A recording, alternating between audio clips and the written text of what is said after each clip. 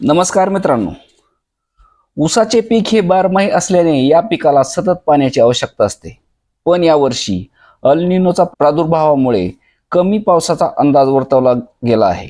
कमी पाऊस म्हणजे ऊसाच्या उत्पादनात घट येणे अपेक्षित आहे आणि ऊसाच्या उत्पादनात घट म्हणजे इथेनॉल तसेच साखरेमध्ये तुटवडा निर्माण होणार आहे. म्हणजे 2026-27 या गाळप हंगामात ऊसाच्या भावात FRP पेक्षा जास्त वाढ होण्याची शक्यता आहे. 2026-27 या गळीत हंगामात ऊसाचा FRP हा 3650 रुपये प्रति टन घोषित करण्यात आला आहे.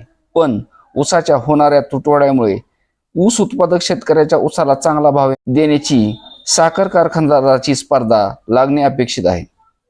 यामुळे 2026-27च्या गाळप हंगामात प्रति टन 4000 रुपये भाव ऊसाला साखर कारखान्यांनी दिला तर आश्चर्य व्यक्त होणार नाही.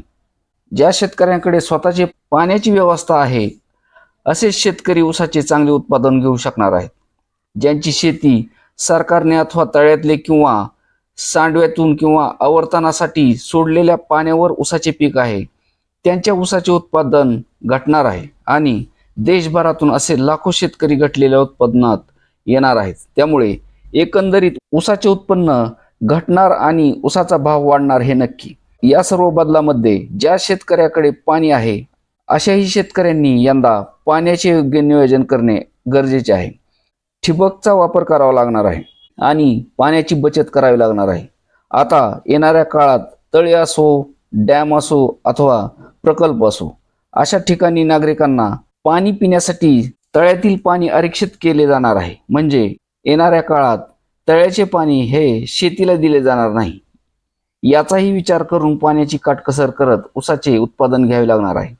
पाट पाण्याचा शक्यतो वापर न करता कमी किमतीचे का होईना पण ठिबक सिंचनाचा वापर करावा लागणार आहे. यासाठी स्वस्तात 10 ते 15 हजार रुपये एकरी खर्चात नियोजन करता येते आणि ते शक्य आहे.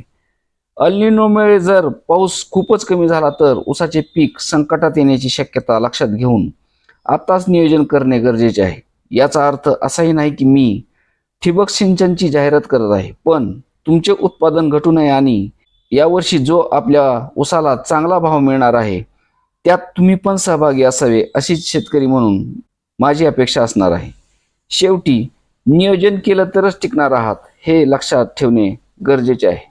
धन्यवाद.